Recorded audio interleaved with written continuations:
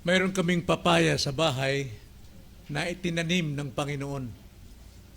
At ito'y aming inalagaan, dinidiligan, nililinisan, hanggang sa magbunga. At nang magbunga, aba naman, ang lalaki ng mga bunga. Mababa pa lamang, maliit na puno, malalaki na yung bunga. At kumalat ang balita sa aming lugar dyan. Lahat ng tao napapatingin, lahat ng tao gustong kumuha. Kaya sabi ko, ayaw namin na kami ang kakain ng malalaking bungang papaya. Kaya sabi namin sa kapitbahay, Rick, ikaw nang bahala. Pamigay mo na yung mga bunga na yan kung sino may gusto. So halos araw-araw may humihingi, kalat na kalat. Lalo na kung nung maghinugan at pataas ng pataas, nung maghinugan, lalong napabalita na gustong-gusto ng papaya, mayroong umaakyat, ayaw ko kung nagpapaalam, basta sige lang. Hanggang sa mayroong talagang gusto na kahit na hindi hinog, gustong panggulay. At maraming taong nakikinabang. Pero sa aming sarili, hindi kami kumain, kundi pinamigay namin ang bunga na ito. Now, ating paksa ngayong umaga, mga kapatid, ay may kaugnayan din sa bunga. At ito ay ang bunga ng Espiritu. Napakasarap po damhin na marami ang nakikinabang sa bunga ng papaya sa bahay namin at ito'y may kalintulad din sa ating pag-aaral, ang ating series. Na napakasarap ding isipin na ang ating bunga, ang bunga ng Espiritu ay mabantog sa lahat ng lugar at marami ang hahanga, marami ang talagang maliliwanagan dahil nakikita sa ating buhay. At ito ang ating paksa ngayong umaga. Buksan natin ang ating mga Biblia sa Galatians chapter 5 verse 22 to 23. Ganito po ang pagkakasabi. Subalit ang bunga ng Espiritu ay pag-ibig, kagalakan, kapayapaan, pagtiyatyaga, kagandahang loob, kabutihan at katapatan, kaamuan at pagpipigil sa sarili. Laban sa mga ito ay walang kautusan. Tayo po'y manalangin. O aming Ama, nagpapasalamat kami sapagkat dahil sa iyo, kami po ay inyong pinawalang sala at ginawang banal. At sa aming pagiging banal, Panginoon, mayroon kaming katungkulan na ito'y aming isabuhay sa pagpapakabanal upang sa ganon, Panginoon, ay makita sa amin ang bunga po ng pagbabago, bunga ng iyong pag-ibig sa aming po mga buhay. Ngayong umaga, Lord, kausapin niyo kaming muli, turuan, patibayin, palakasin, upang sa ganon, mahiyag po ang iyo pong buhay kadakilaan sa aming pong mga buhay. Ito ang aming dalangin sa pangalan ng Panginoong Hesus. Amen. So nung tayo po ay inaring ganap ng Panginoon, tayo ay kanyang binanal o sanctification. At alam natin na may dalawang bahagi o aspeto ang sanctification. Ang isa ay definitive sanctification, yun yung tiyak na nasa atin na, at hindi na mawawala ito. At pangalawa ay ang progressive sanctification. Now, progressive sanctification, ito po ay isang proseso, isang tuloy-tuloy na proseso upang tayo maging kawangis kay Kristo. At hindi lamang yon, sa ating pagiging kawangis ni Kristo, tayo ay maluluwalhating kasama niya sa kaharian or glorification. Ngunit ang direktiba o direksyon ng progressive sanctification o yung ating pagpapakabanal ay mayroong at least tatlong dahilan o direksyon. Una, ito yung paglago natin sa kabanalan. Banal na tayo, pero kailangan nating ipamuhay ang ating pagiging banal. Tulad ng isang sundalo, pag nag-apply bilang sundalo, nasa kanya ang uniforme, nakalista ng pangalan niya, pero hindi siya pwedeng hisabak pa sa giyera. Kailangan niyang pag-aralan, mamuhay ng sundalo. Tayo din, tayo po'y banal na, tayo naligtas na, pero hindi pa natin matutong mamuhay sa kabanalan, kailangan pa itong gawin natin. At hindi lamang doon sa paglagos kabanalan, kundi sa pagpapalalim ng relasyon natin sa Diyos.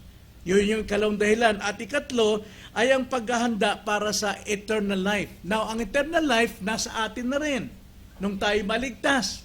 But not yet. Yun po yung consummation nito. Yung kaganapan ng totoong kaligtasan natin na sa langit, hindi pa.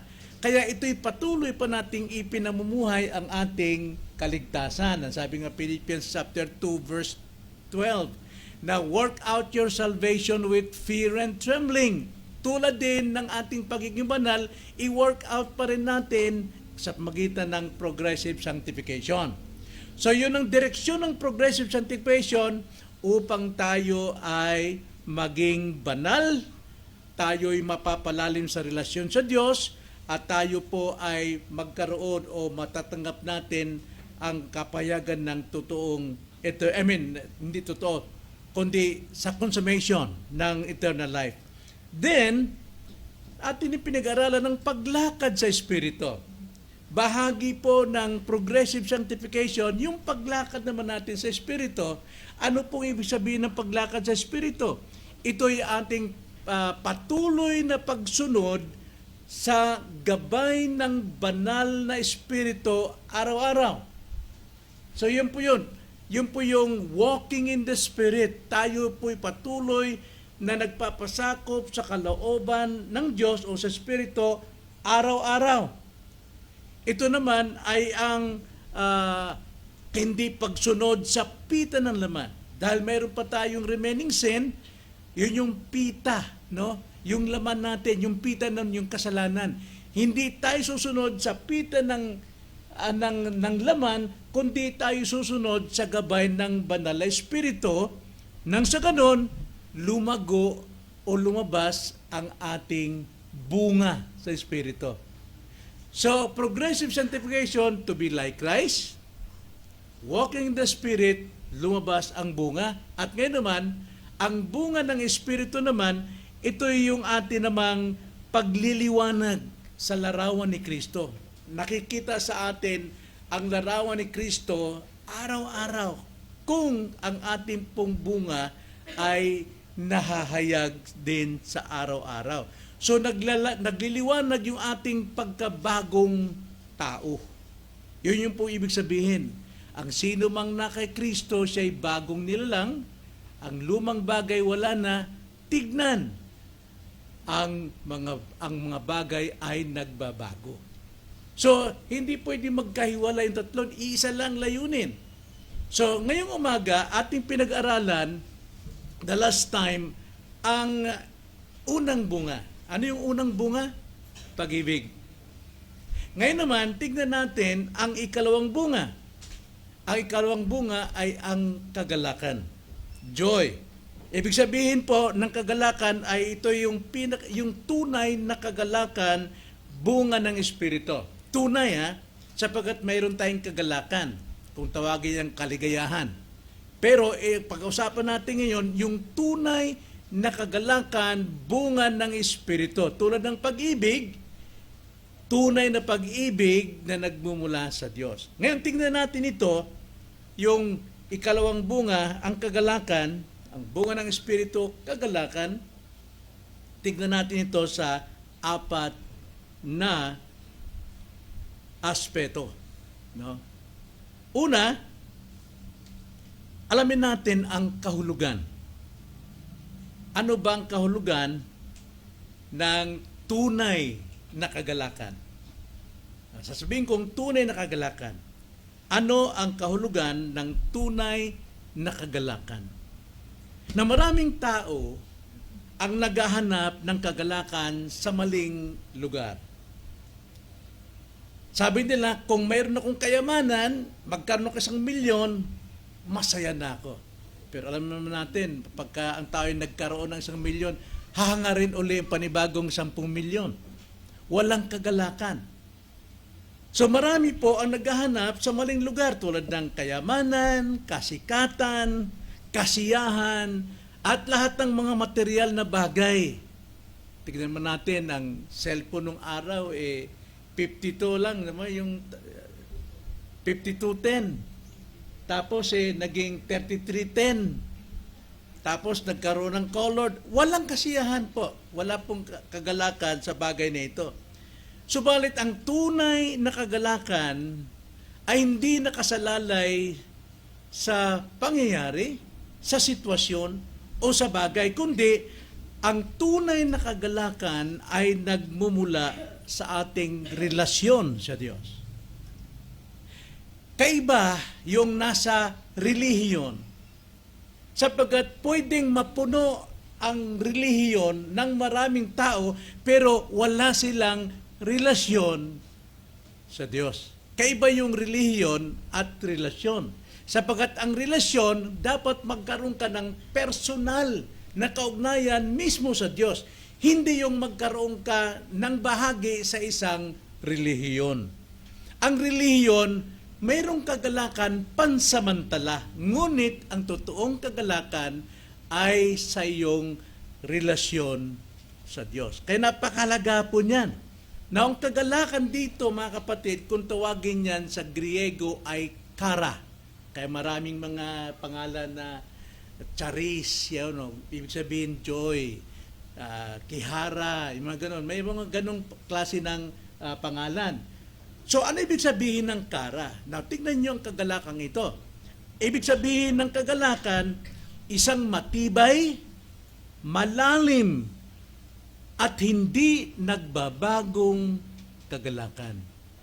So, ikumpara natin sa kayamanan, kasikatan, material, lahat yan may pagbabago. Mawawala yan, panandalian lang. Pero ang kara o ang kagalakan na buhat sa iyong relasyon sa Diyos, ito yung matibay, malalim at hindi magbabagong kaligayahan na nagmumula sa presensya ng Diyos. Ang kaligayahan sa lupa, sandali lang. Tatawa ka ngayon, mamaya iiyak ka. Pero, yung pong kagalakang mula sa Diyos o relasyon natin sa Diyos, magkaroon ka man ng problema, hindi mawawala yun. Mananatili pa rin yun. Kaya ang Kristiyano, sa mga unang panahon, pinupugutan ng ulo, umaawit pa, may kagalakan para sila sa Diyos. Dahil ang kanilang kagalakan ay nakaugat sa Diyos, nakaugat sa kanilang relasyon.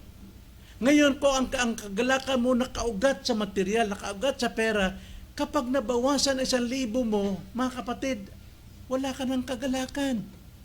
Bawas na eh. Pero, mabawasan ka man ng katawan o lakas dahil mayroon kang taglay na kagalakang malalim, matibay, hindi nagbabago, hindi nababawasan. Tulad ng Diyos kailanman ay hindi nagbabago.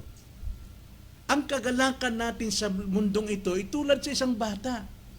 Ang isang bata, pag binigyan mo ng pagkain yan, lulundag yan.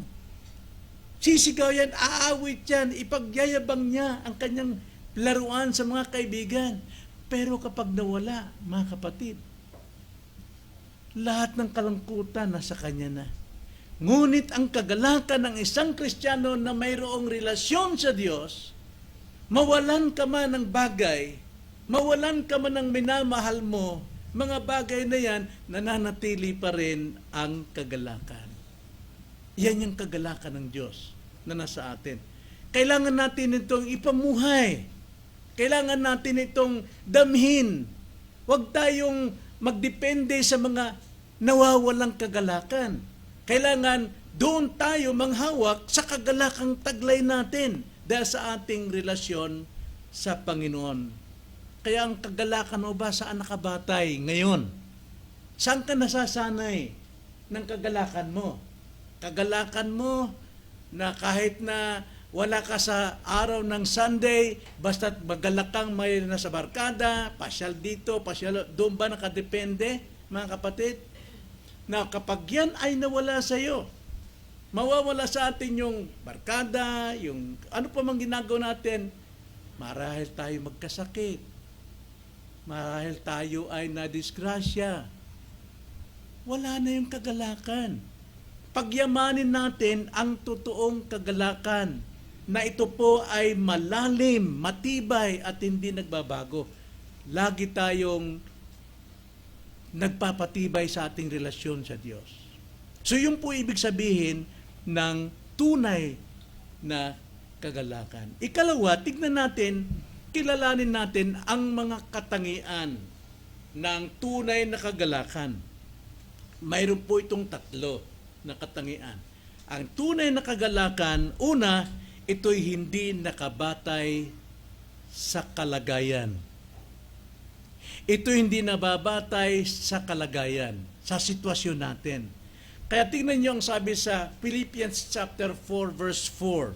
Si Pablo rito ay nakakulong.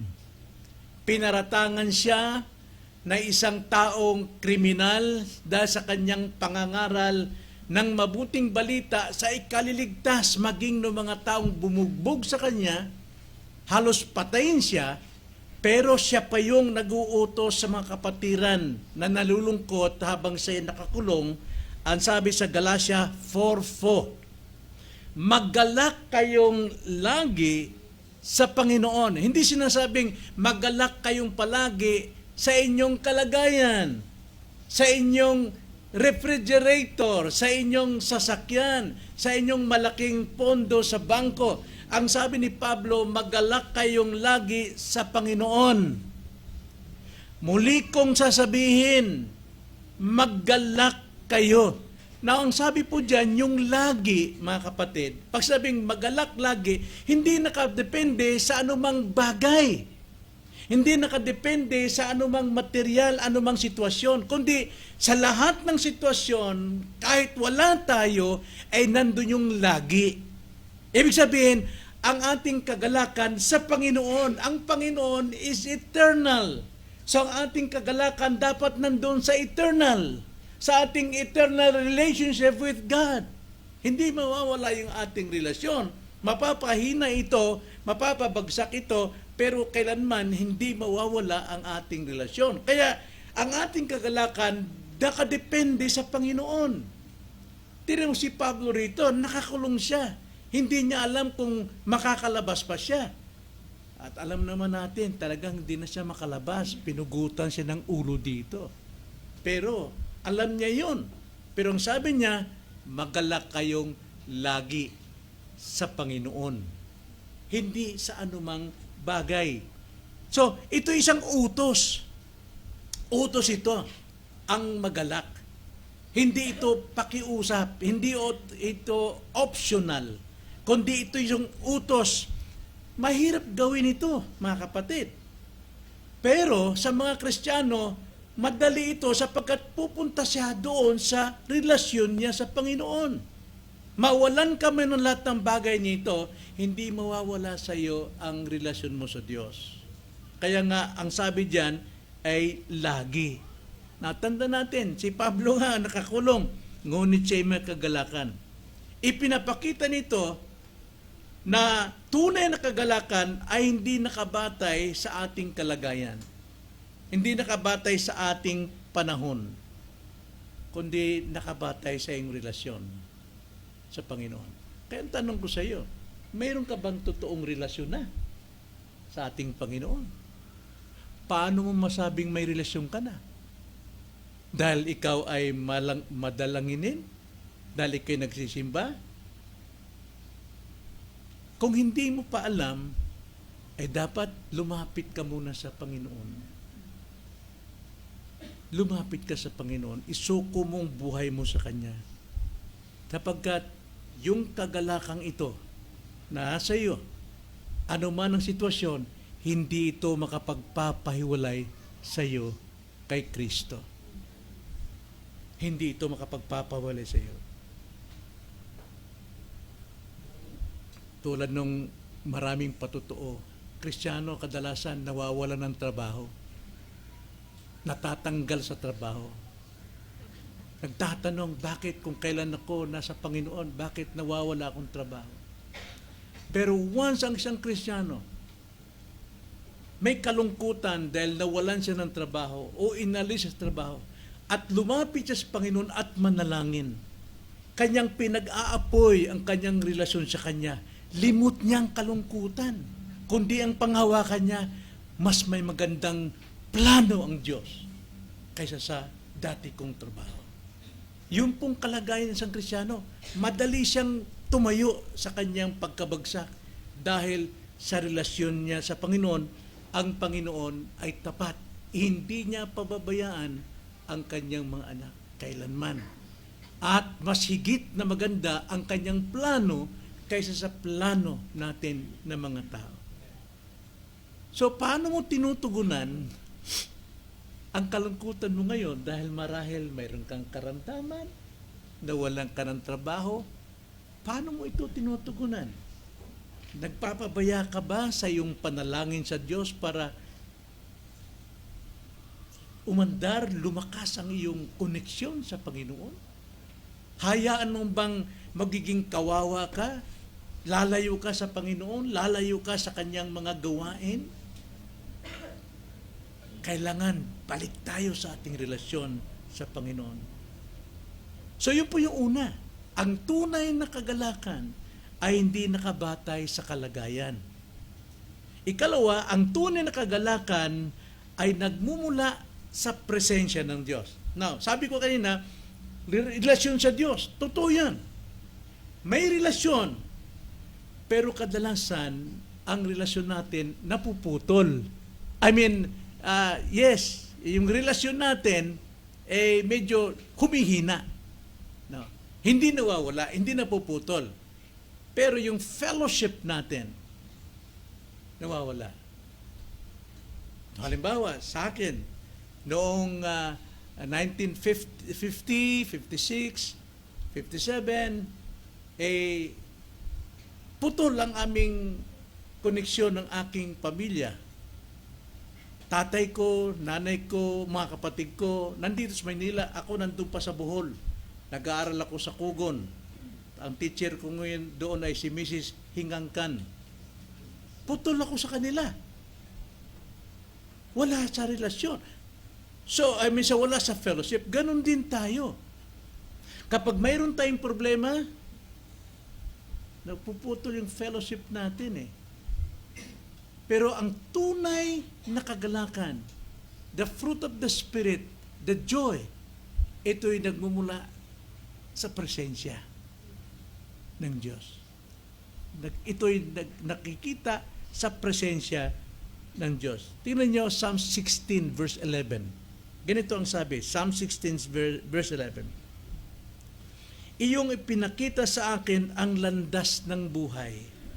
Sa iyong harapan ay may kapuspusan ng kagalakan. Sa iyong kanang kamay ay mga kasayahan magpakailanman. Ano purong sabi diyan?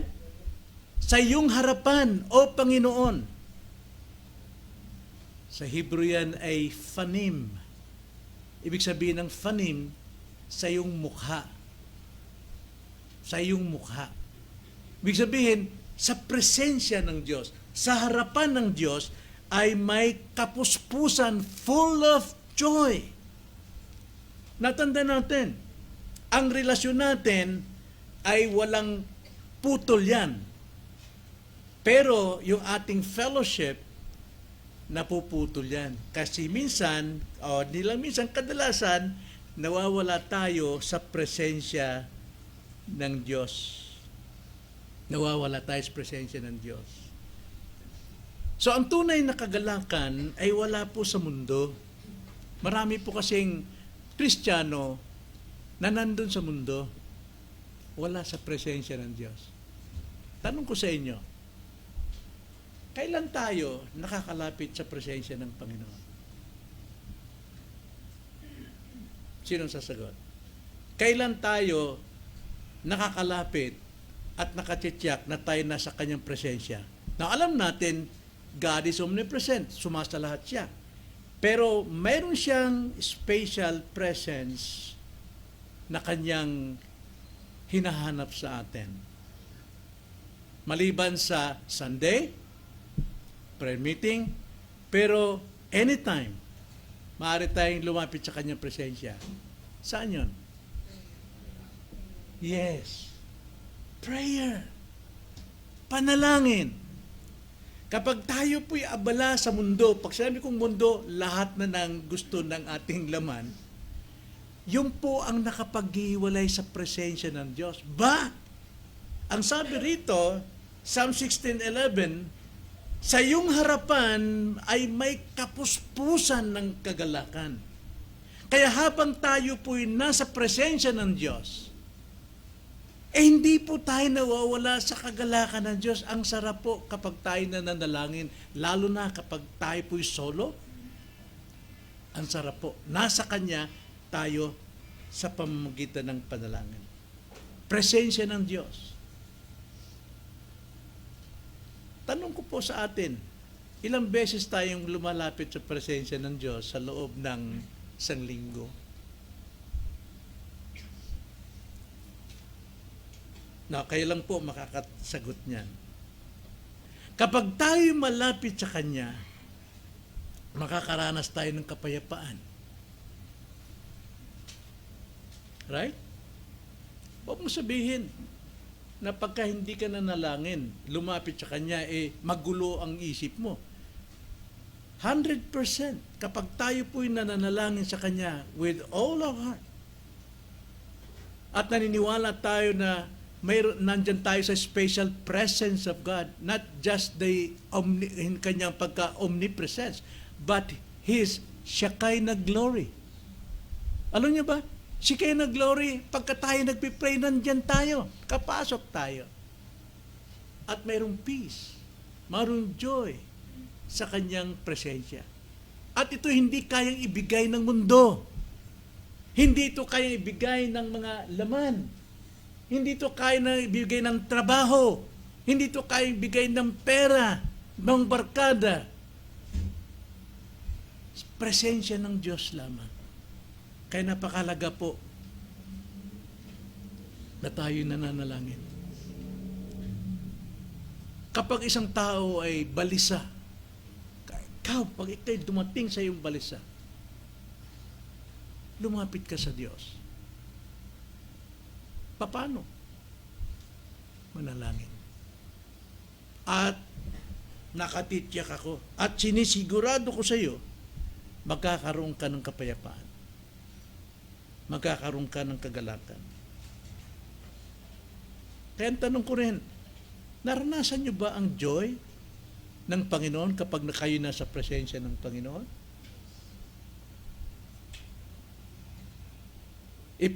Pasok pala natin sa trabaho sa umaga. Bakit hindi mo na tayo lumapit sa kanyang presensya kahit 3 seconds?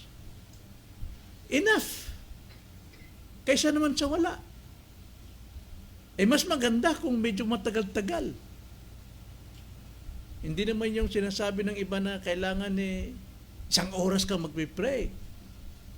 Ano yung pagpipray mo 1 oras? Pero, ang utos sa atin, 1 Thessalonians chapter 5 verse 18, pray without ceasing. Ano ibig sabihin yan? Maghapon ka nakaluhod? Maghapon ka nakadipa? No. Dapat, sa lahat ng sandali, nasa puso't isipan mo ang Diyos, saan ka man pumunta. Ang sabi sa Romans chapter 8, hindi tayo marunong manalangin, but the Spirit prays for us. Pagka tayo po ay nasa presensya po, lumalakad sa Espiritu, mga kapatid, the Spirit of God bears witness with our spirit. Kaya nga, ang prayer natin, ibig sabihin, conscious tayo sa Diyos, buong maghapon, magdamag. Hindi tayo naalis sa Kanyang presensya. So, kailangan nating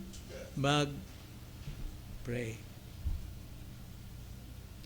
So, yun po yun. Katangian, una, ito'y hindi nakabatay sa kalagayan. Ikalawa, ito'y nagmumula sa presensya ng Diyos. Then ikatlo, ito'y matibay kahit sa pagsubok. Yun ang katangian yan. Yung kagalakang yan, matibay. Tulad po ng flashlight. Kapag flashlight, saan mo man ito sindihan? sa ilalim ng dagat, sa ilalim ng tubig, sa uno, sa bagyo, sa malakas na hangin, hindi nababali yan. Ganun po yung ating kagalakan sa Panginoon. Hindi po ito nagagalaw. Hindi kayang tibagin ng anumang pagsubok. James 1:2. Ang sabi sa James 1:2 hanggang 3, mga kapatid ko, ituring ninyong buong kagalakan. See? Ituring ninyong buong kagalakan kapag kayo'y naharap sa sari-saring pagsubok. Yung sari-sari dyan sa Griego, kung ibig sabihin ay technicolor na pagsubok, iba-iba.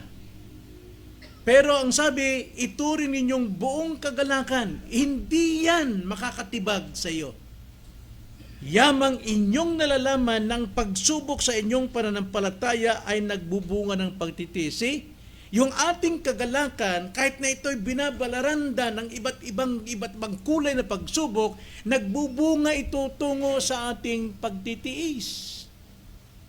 Kaya nga, kagalakan natin ay matatag pagdating po sa pagsubok. So isang taong may bunga ng Espiritu ay hindi nawawalan ng kagalakan anuman ang matitinding pagsubok dumating sa kanyang buhay. Ang pananampalataya sa Diyos ang nagbibigay sa atin ng kakayahang magalak kahit sa may hirap na sitwasyon.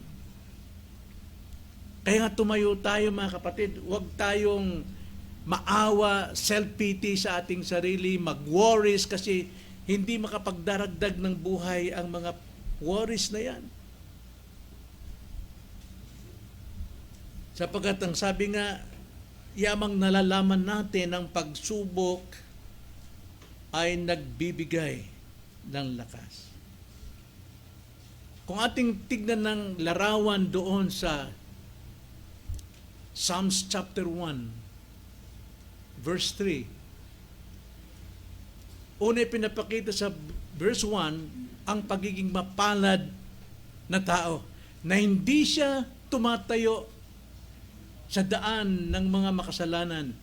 Hindi siya lumalakad sa mga counsel ng mga masama at hindi siya umuupo sa upuan ng mga manlilibak. Kundi ang kaligayahan niya ay nasa salita ng Diyos, sa presensya ng Panginoon. Matutulad siya sa isang punong itinanim. Hindi natanim, kundi itinanim. Sadyang tinanim ng Diyos. At dahil sa itinanim sa tabi ng ilog, hindi maaring hindi siya makakuha ng sustansya mula sa ilog. Kumbaga sa salita ng Panginoon, at tataba ang kanyang puno, lalaki ang kanyang mga sanga, magdadahon siya, anumang kapanahonan at magbubunga siya. So lahat ng kanyang kinagawa ay magtatagumpay. Yan pong kalagayan ng isang may kagalakan. Hindi natitinag sa anumang pagsubok, kundi siya ay nagbubunga pa. Lumalago ang kanyang kagalakan. Kaya nga, tanong ko sa iyo mga kapatid, lahat naman tayo dumaranas ng pagsubok. Kapag dumaranas tayo ng pagsubok, lumalapit ka ba sa Diyos? O kung kaninong tao ka lumalapit para humingi ng tulong. At dahil tayo po ay sa tao lumalapit, nawawala tayo sa mismong gawain ng Panginoon na siyang dapat nating lapitan. Saan ka lumalapit pag may problema ka, pag may pagsubok? Paano mo may papakita sa iba na ikaw ay may bunga ng kagalakan? Paano mo mapapakita ang iyong pagiging bago? Nagliliwanag ba ito sa iyo? So yun po mga kapatid, una, nakita natin kahulugan, nakita natin ang katangian. Ngayon naman ikatlo, paano natin isasabuhay ito tunay na kagalakan? Paano natin isabuhay? Well, isabuhay natin ito sa tatlong paraan. Una, para maisabuhay natin ang tunay na kagalakan, Number one, magpasalamat sa Diyos sa lahat ng bagay.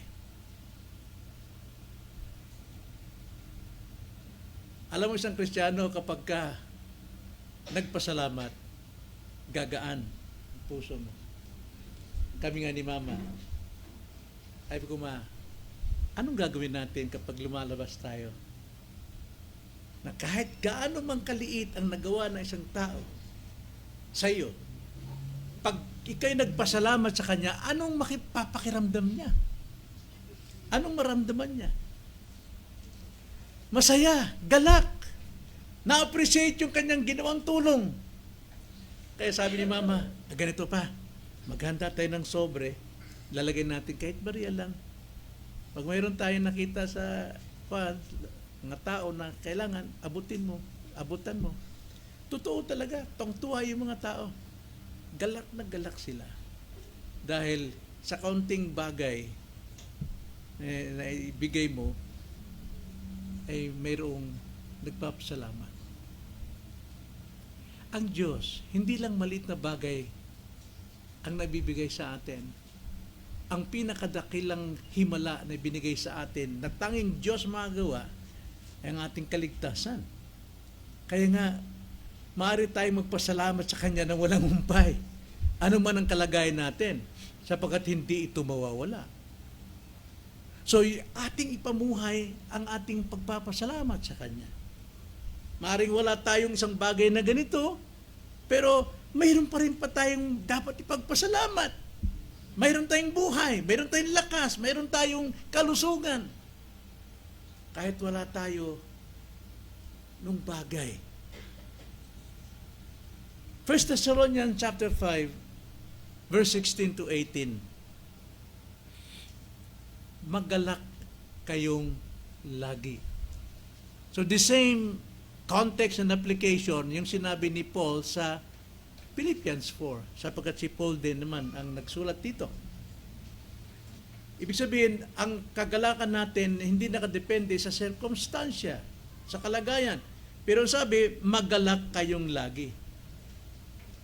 Ngayon, isang kagalakan talaga maranasan natin kung mananalangin tayo. Ang sabi, manalangin kayong walang patid. Nandun yun. At ang sabi, karugtong sa lahat ng bagay ay magpasalamat kayo sapagkat ito ang kalooban ng Diyos kay Kristo para sa inyo. So kung tayo pala ay nagagalak, kahit ano pang kalagayan natin, at tayo nananalangin palagi, nasa Kanyang presensya, ang sabi po rito kalooban ng Diyos ito, ng mga nakay Kristo. Kalooban ng Panginoon ito. Paano daw tayo magalak? Lagi. Ang kagalakan natin, hindi nga tulad ng ilaw ng flashlight, hindi nababaling ng anumang sirkumstansya, ng anumang kalagayan. Kaya lagi tayo nagpapasalamat. At kapag lagi po tayo nagpapasalamat, sino pong magagalak? Sinong nanuluwalhati? Ang Diyos. See? Kung tayo po ay anak ng Diyos, ay tayo rin po ay magbigay ng kagalakan sa iba. Ito'y sa pamagitan ng ating pagtulong kahit maliit na bagay. Ako, talagang nagagalak ako. Dahil naranasan ko talagang biyaya mula sa inyo. Mula sa inyo. Kaya ano pang kalulungkot ko? Malungkot pag may masakit. Kanina, binigyan ako ni Brother David ng isang butol, isang butimol. Kasi humihingal ako. Aba, galak na galak ako. Biglang nawala. Yun. Bagay na nakapagbibigay ng kagalakan talaga, mga kapatid. So, paano tayo magalak lagi? Manalangin ng walang patid. Manatiling laging nasa presensya ng Diyos. Saan ka man naroon, ano man ang ginagawa mo, conscious ka sa Panginoon, tumatawag ka sa Kanya in a form of sa isipan lamang. Pero yung pagtawag natin, oh Panginoon, halimbawa hirap ka sa trabaho mo, Lord, you're praying to Him. Nagagalak ang Panginoon at nagagalak din tayo. Sapagkat kinikilala natin siya. Kaya kapag tayo natututong magpasalamat sa Diyos sa lahat ng bagay, natututo rin tayong magalak sa Kanya. So, mayroon ka bang pusong mapagpasalamat sa Diyos? Mapanalanginin? Ikaw yung taong laging nagagalak sa Panginoon. Then ikalawa, hindi lamang na magpasalamat sa lahat ng bagay, kundi ikalawa, upang maisabuhay natin ang tunay na kagalakan, ito natin isipan sa mga bagay na matuwid at mabuti. Huwag sa masama. Sapagat kung sa masama, alam natin, yun ang sinusunod nating laman. Dapat ituon natin ang ating isipan sa mga bagay na matuwid at mabuti. Philippians 4 verse 8. Alam naman natin ang context ng Philippians. Yun sinabi ni Paul, rejoice always. And I will say it again, rejoice. Kaya sabi ni Paul, kahuli-hulihan mga kapatid, anumang bagay na totoo, anumang bagay na kagalang-galang, anumang bagay na matuwid, anumang bagay na malinis, anumang bagay na kaibig-ibig, anumang bagay na kapuri-puri, kung mayroong anumang kagalingan, at kung may anumang nararapat papurihan, ay isipin ninyo ang mga bagay na ito. Sanayin natin ang ating isipan sa mga matuwid na bagay at mabuti. Ang ating isipan ay may malaking epekto sa ating kagalakan, mga kapatid. Isip natin, malaki epekto sa kagalakan natin. Kung palaging negatibo ang isip natin, malulungkot lamang tayo. Walang magandang relasyon. Kasi negatibo isip mo sa iyong kapwa, negatibo ang isip mo kanino man. Hindi yan magtutulak sa iyo. Negatibo isip ko. Ang pangit niya. Sama niya, sama ng ugali niya. Hindi pwede, no? Pag inisip natin ang ating kapwa, kawawa naman, kapatid ko, kailang kasapin ko na siya. Kawawa din ako kapag lagi akong ganito. Kailangan magkaisa na kami, magkabatian na kami, magkakapatid kami, magmamahalan kami. Wow! Talagang bubulwak ang kagalakan sa kapwa, dalawa. Hindi mapipigilan yan. Buong pamilya, buong kaibigan, buong mga anak, matutuwa din.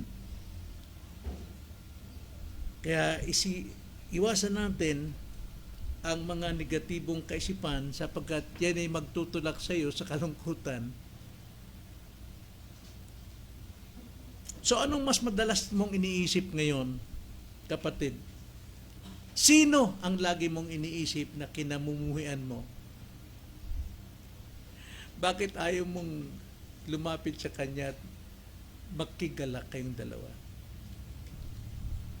Huwag natin isipin palagi yung problema. Ang problema, hindi yan mawawala eh. Minsan sa bahay, si Mrs. maghapong nagtatrabaho, pagdating ng hapon, reklamo, ako na lang gumagawa nito. Ako na lang. Wala nang ibang nagtatrabaho dito. Mga kapatid, hanggang sa pagtanda mo, kung abutin ka pa 80, hindi mawawala yung trabaho sa bahay. Gawin mong may kagalakan, hindi ka malulugi dyan.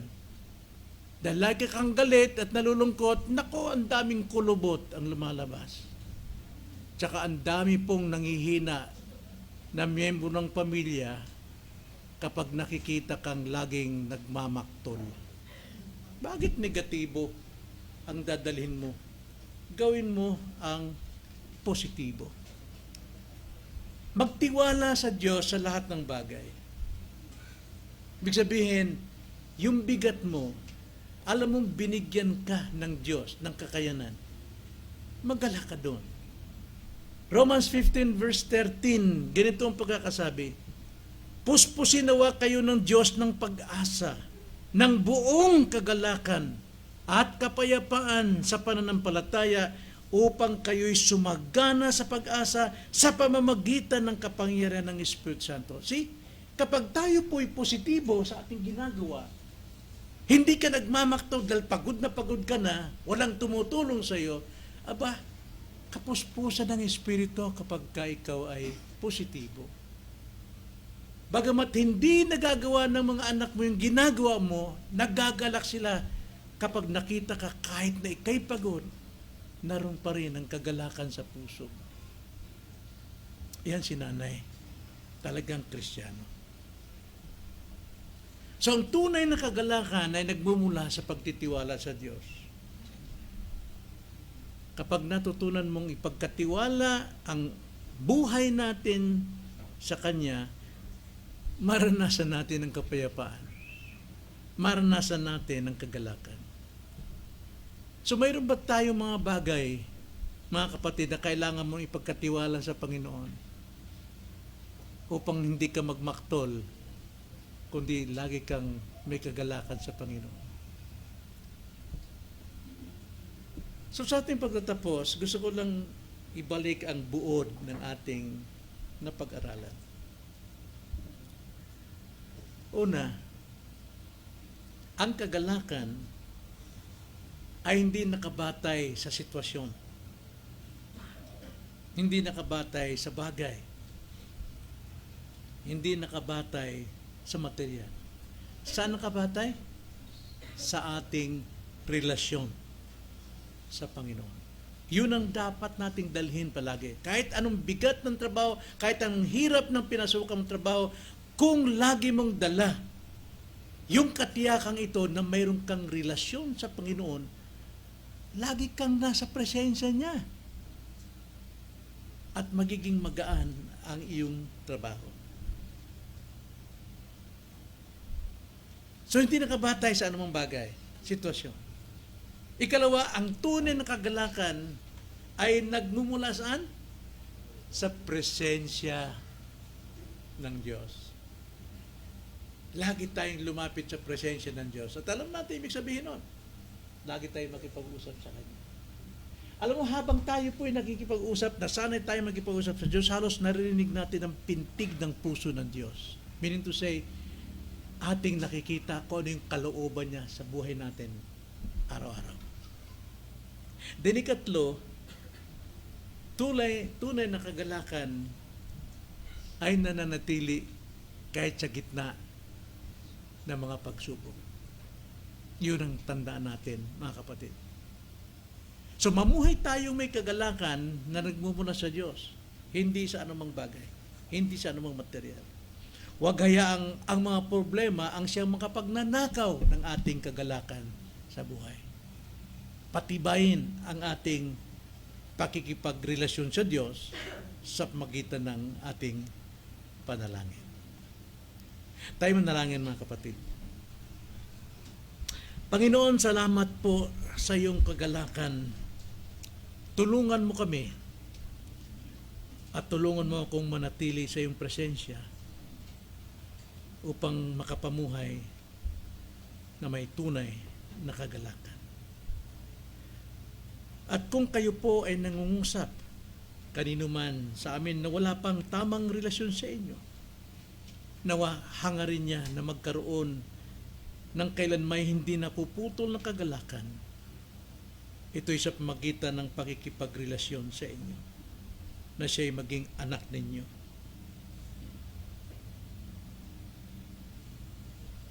Palapitin mo siya sa iyo, Panginoon, upang isuko ang kanyang buhay at kamtin ang kaligtasang sa iyo lamang magmumula at hindi sa aming mga iba't ibang paniniwala. Ito ang aming dalangin sa pangalan ng Panginoong Hesus. Amen.